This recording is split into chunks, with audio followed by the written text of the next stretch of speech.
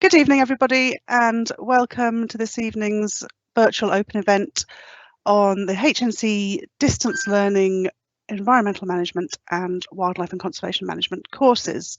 I'm shortly going to introduce two of our lecturers, Denise Ronald and Amy Gray, who will talk you through some details about the programmes. There's a few notes from me before we start. One is we're broadcasting live, so hopefully you can see and hear us, but we can't see and hear you. What you should be able to find somewhere on your screen is a chat button, and when that's the opportunity where you can ask us any questions you have about the courses. So please do find that and type in any questions, and we will answer all of those as best we can after the presentation. We're also recording the presentation, and that will be made available afterwards on our website and on our virtual student experience platform. So you can catch up with it and share it afterwards. And without further ado, I'm going to introduce our first speaker, who is Denise. I'll just pick you live. Hello. Good evening. Good evening, everyone. Good evening.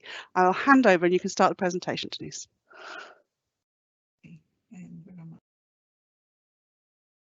Yeah, so my name is Denise, and I'm the year tutor for the courses, and I'm one of the programme leaders as well. So I'd like to welcome you to the open evening, as Hannah said, and if we could just move to the next slide, please, Hannah. So if you come here, what will you study? And that's probably one of the most frequently asked questions. And there's several units that are common to both courses, and these include an introduction to biology, biodiversity conservation, ecology and ecosystems, geology and geomorphology, and finally environmental awareness. And while each group will take an information technology unit, they are course specific units. And the important thing really is to bear in mind about this is don't worry if you've not studied biology before or information technology, as we assume you've got limited knowledge and we start at the beginning. So some of you may be starting sort of with quite, that you've remember doing biology at school, and others will have never done it before. And you'll start off at different points, but eventually you will be, by the time you finish the course, you'll be at the same point. So please don't worry about that. And then there's 3 units which are course specific. So for environmental management course, pollution and resource recovery, a really important subject. Economic issues, which most students think they're going to find really dry, but actually once they get into it, they really find it fascinating. And then there's a double credit unit, which Amy actually teaches, which is planning and development. And it's like having 2 units rolled into one. So there's a lot of work in that one, but you can really get your teeth into it. And for the Wildlife and Conservation Management course, the double credit unit is interpretation and visitor management techniques. And this is kind of what makes the course, this is what makes the course stand out from just studying ecology or just studying biodiversity. And if you think back to how the countryside has been used during COVID, you can see that visitor management techniques are something that is in high demand at the moment.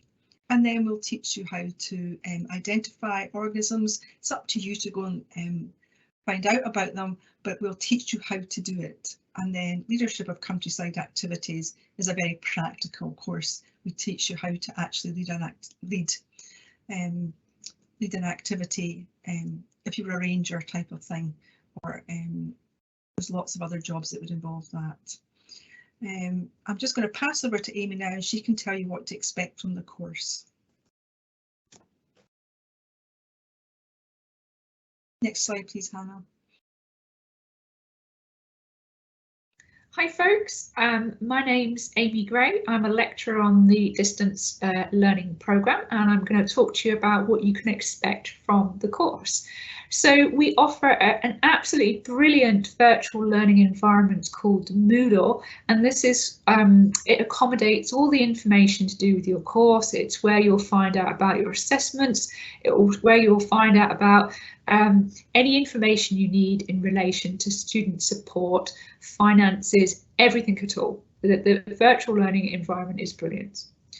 The course is a blended approach, and people often get confused by what blended means.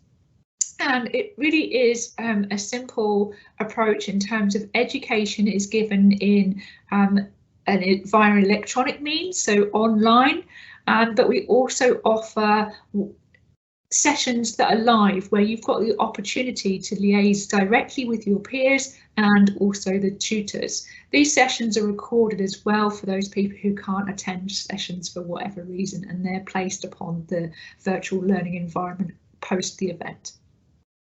We have absolutely exemplary student support services in relation to pastoral needs, but also learning support needs. And we often encourage students to utilise those services. They can help with anything from dyslexia and dyspraxia and ADHD right through to time management. They really are there to help you with your journey. We have a dedicated and enthusiastic programme team who have come really from, many of us have come from industry itself. So we've got a lot of experience that we share through our teaching environment, and hope to bring our passion for the subject with you and keep you engaged. The actual campus, Aberdeen campus, is set in close proximity to the airport and other transport networks, but it's set in an attractive estate close to the city centre. But we also have a farm nearby, but it's also in close proximity to fantastic beaches, nature reserves, designated sites and the Cairngorms, some of which you may become familiar with during the study weekends. We also have really good close contacts with industry, and we maintain contact with them to ensure that our student experience and our curricula is fit for purpose, so that our graduates, when they leave SRUC, are going into sectors with the knowledge and the understanding that they need. Next slide, please, Hannah. So before the pandemic, there were 2 study weekends each year, and we used them to introduce new units and for some assessments.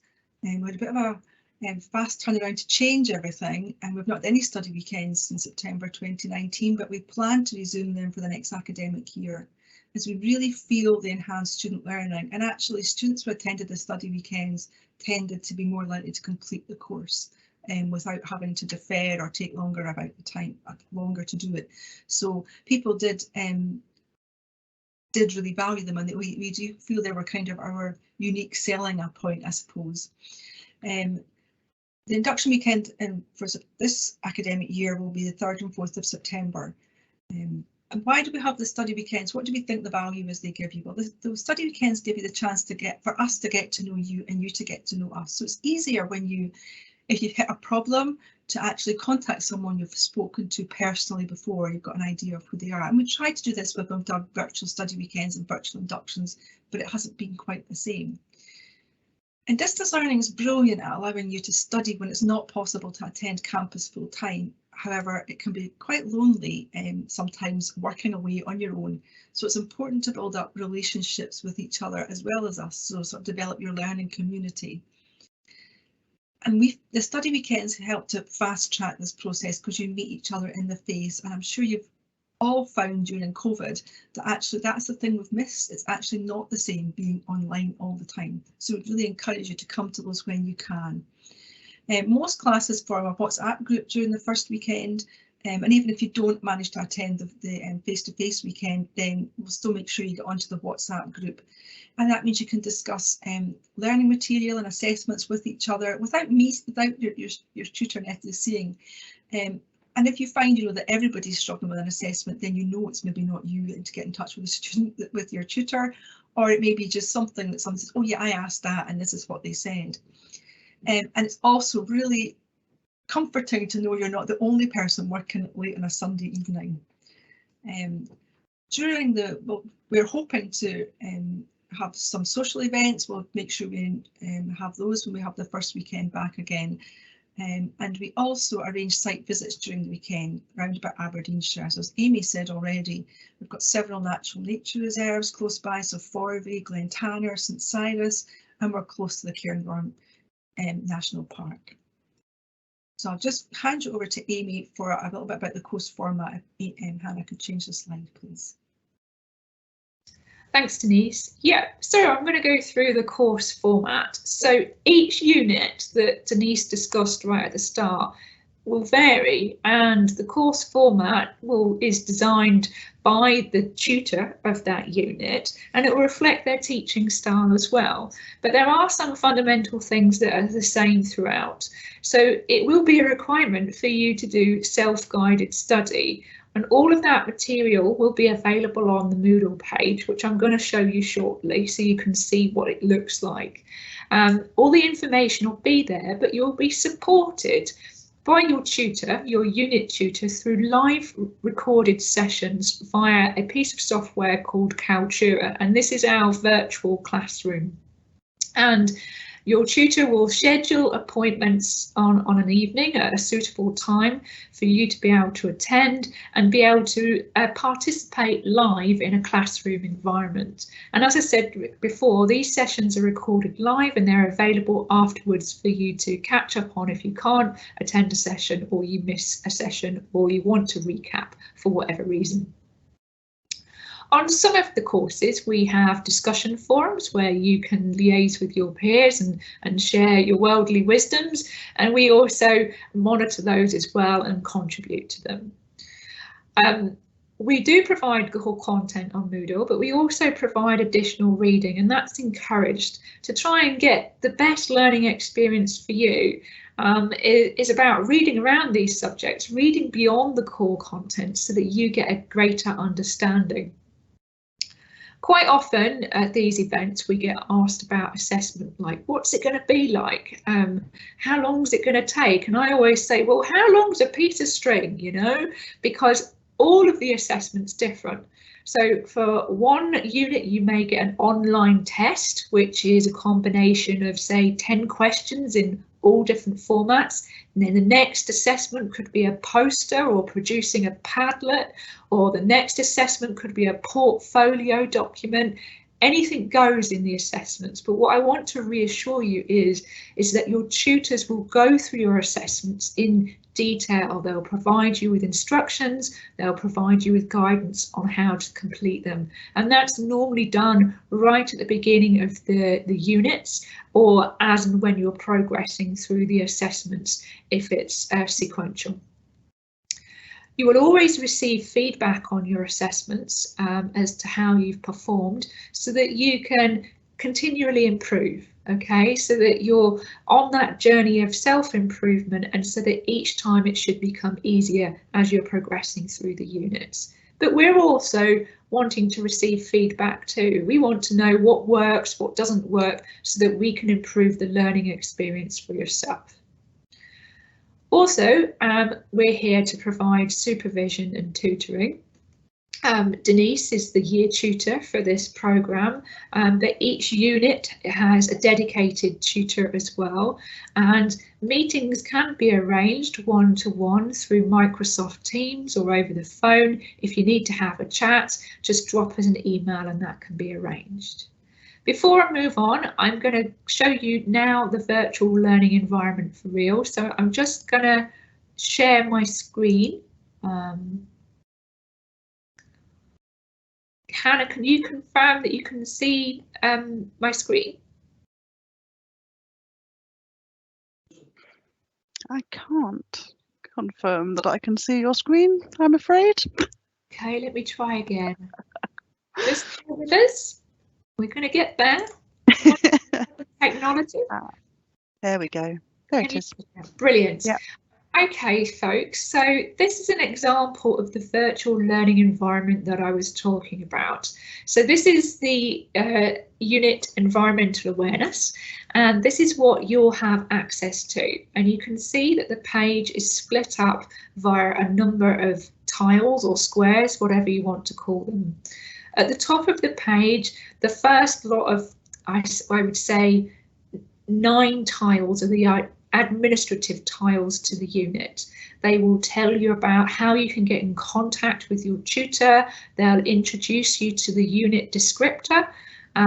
There's information on study skills, so In that tile, there's things to do with referencing, how to study well, plagiarism, all those kind of things that you need to be aware of when you're going through your studies.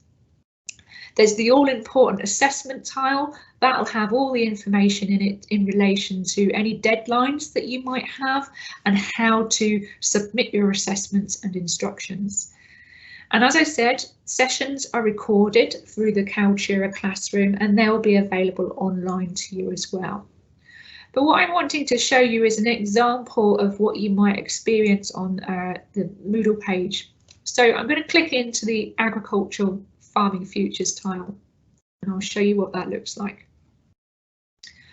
So in this tile, there should be a video comes up. It's just taking its time because we're on a live platform. Sometimes sections will provide a little wee video introduction and then some information over what you're going to study within that tile. And then as you can see, this unit is split up into what is core content, what is required for you to read, some interactive informal test your knowledge of the material that you've read through, and then if you have any time, extra time, lucky you if you do, then there's lots of extra material there which is over and above what is required of the course. Okay, I'm going to just briefly show you certainly how this unit works, so you can see at the end of each item on this page there's a little circle, and this, once you've read that information, changes to a green circle with a white tick, and it shows you your progress through the unit. If I click on this, I can show you what kind of information you'll get access to. So here there's information on agriculture, farming futures, general facts, and this is known as a Moodle book. And you can download these Moodle books so you can print them off and take notes as you're going through or use it as a resource. And on the right hand side, you can see quite clearly the menu or the contents of this Moodle book, and you can jump through those different sections as you need to. Let me just come out of that and go back to the main unit page. And also on every unit page, there's always a help button. Okay, so if you're just like, don't know what to do anymore, click the help button and there's information there to go through. So I'll just stop sharing my page and get back to the presentation. So if we get back to the presentation, Hannah. Brilliant. So before I move on again, I'm going to tell you about what you need for a good learning experience. First and foremost, access to the internet. Yes, we do need that, I'm afraid. And I do know that the winter storms have been really trying and testing for both the teaching team and students. But you do need to have good access to the internet because, this is going to be delivered via the internet. And I mean by that, you really need to have that in your home environment, if at all possible. You should be accessing using browsers such as Chrome or Firefox, and the reason why we say that is because they're the ones that support our live classrooms and also the virtual learning environment, and what will deliver a better learning experience for you. It's ideal to have a computer or a device with a microphone or camera, because we'd love to see you and we'd love to hear from you. So if you're attending live sessions, it's great to be able to engage in that way. But there are opportunities to use the chat function too if you're a wee bit shy. It's always useful to have a basic knowledge of Microsoft packages such as Word, Excel or PowerPoint, or their free equivalents, because we use those a lot. But there is IT support available if you do get stuck. It's absolutely ideal if you can have a quiet space dedicated for your learning. Now, I understand that is challenging. We might have children in the house, we might have pets, we might have other distractions going on, but if you could dedicate a space somewhere quiet, then that is the best way of offering you the opportunity to be able to focus on your studies, and also scheduling maybe a dedicated time to do that as well. So giving yourselves maybe time at the weekends or time on an evening to be able to undertake your studies, and being consistent with that so that you stay on track and don't fall behind. We ask that you come with an open mind and have a desire to learn and succeed. And if you do that, we'll do that too. We're here to be challenged. We're here to be probed and prodded and asked lots of questions. And we'd encourage you to come forward with those questions through the live sessions and the discussion forums and via email. But Denise and I have both studied whilst working, so we truly understand how difficult it can be doing distance learning, and we also understand the need that sometimes you need to ask for help if it's needed. And I want to reassure you that loads of students ask for help. It's nothing to be worried about. Life sometimes gets in the way. You just need to speak to us, and we're here to help you succeed through your learning experience. So I think that's it from me. I'm going to pass back to Denise. Next slide, Hannah. So student support. Distance learning students are able to access this, exactly the same support as the campus students. We do our very best to make sure this is available to you. So this includes, as Amy said already, help with how to plan and write academic assessments. You can get that help from the educational support tutors. If you need help with any funding issues or careers advice, we have support tutors for that as well. And the careers support tutor can give you advice on how to write your CV if you need it. So it's that kind of, it's not just about individual units. If you have any, as Amy has already said, it's very rare that you go all the way through this course and never have a blip, in the sense that there's you've fallen behind with assessment, your time management hasn't been quite right, life has got in the way. And you can always chat to your module tutor, your unit tutor, or you can talk to me about it as your year tutor. But we also have pastoral support, and sometimes people need just a little bit of help, and they can go and speak to the pastoral support tutor in perfect confidence, and that is a really valuable resource we have. As Amy said as well, you do need to have a little bit of understanding of the packages like Word and Excel and PowerPoint, but these are covered in the very first information technology units, and that's why we have that unit at the very beginning, so you can get help with that, and we're up to speed from the beginning. Also at that point, when you start that unit, they will show you how to access the student desktop, and that allows you free access of Word, PowerPoint and Excel, so you don't need to have your own versions of that. And we also have at the study weekend, virtually or in person, we have a session with the Information and Digital Services team, who can help you get everything up and running, and help you get onto all our systems, Moodle, as Amy's already spoken about, the staff desktop, and how to use Kaltura, and how to do things like upload your assessments. But they're available all the time, so if you're ever stuck, we can put you in touch with them, or you can contact them yourselves and find out how to do that.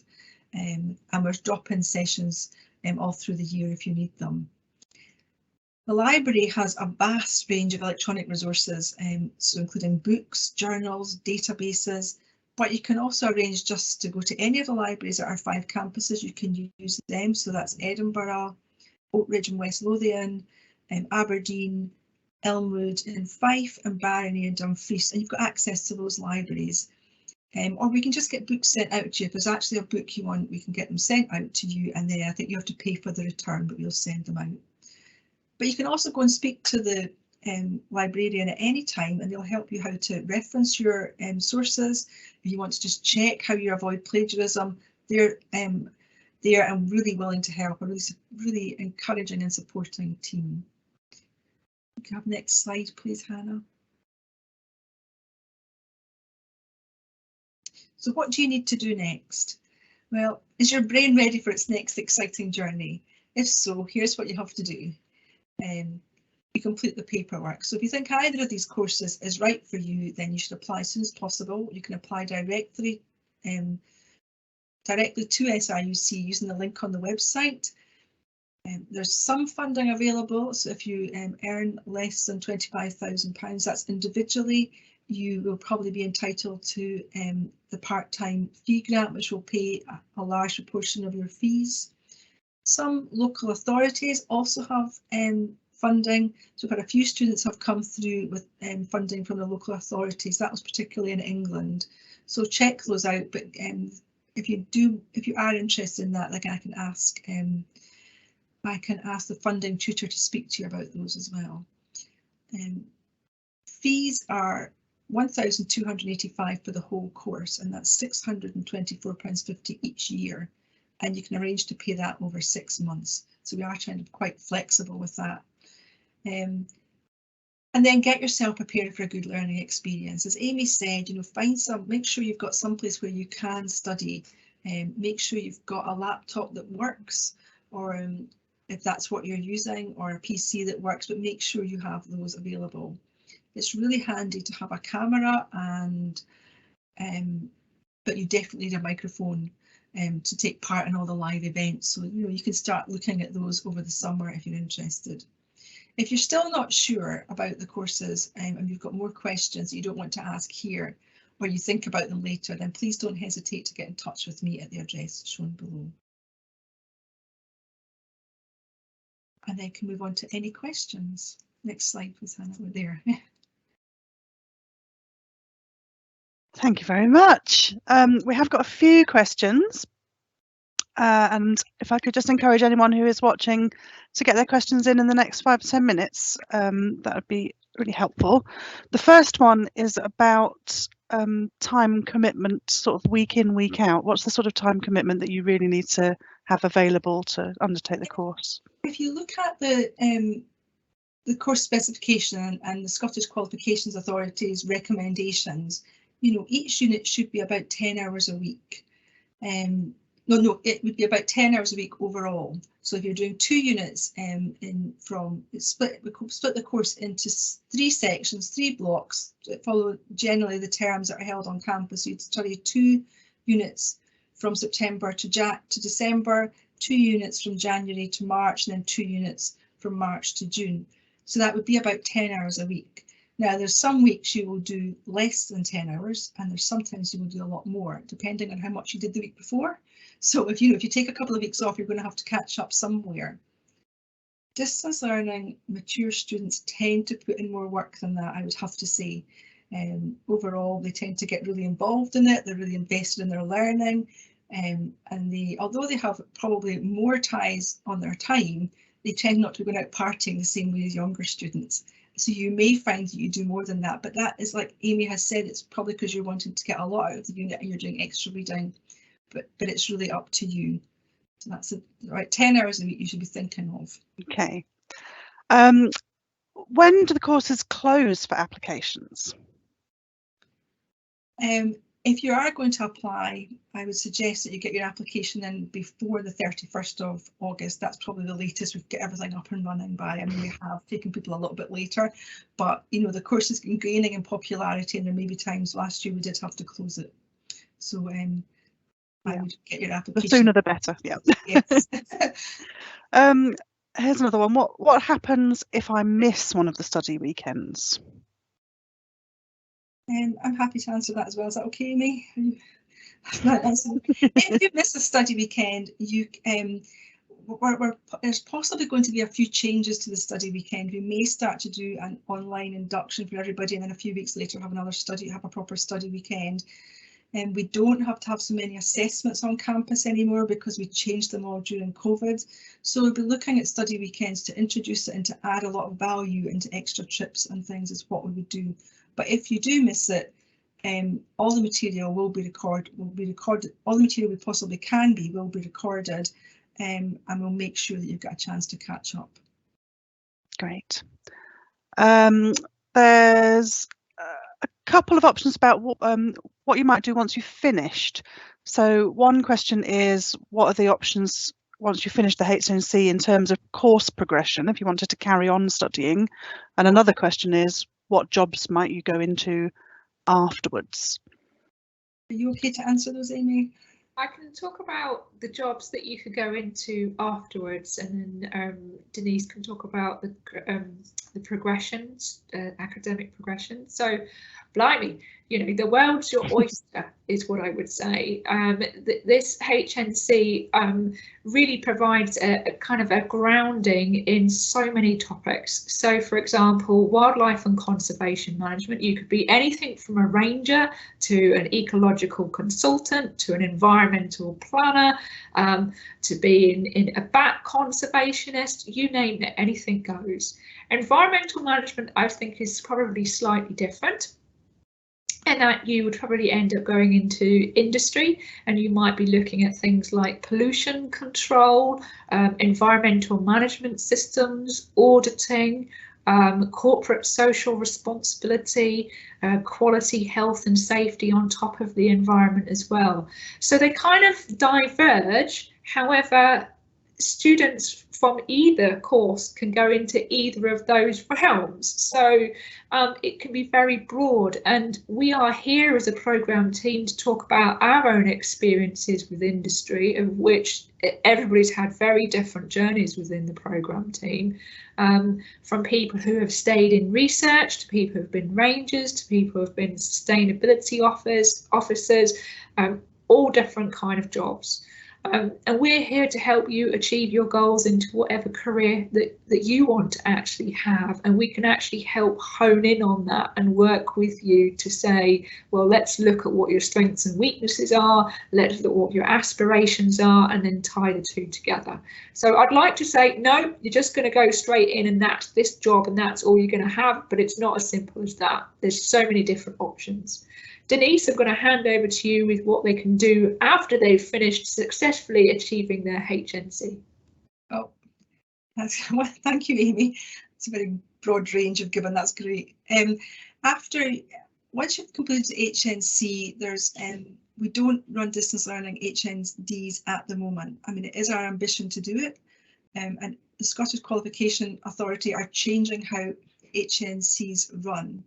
So instead of having to do 30 units for an HND, which would take probably 3 years to do after your HNC, the units are going to be condensed. So that does look like it might be an option in the future, but at the moment we don't have that option. However, you are able to go to any of the campuses that run the courses and do them the HND full-time or part-time.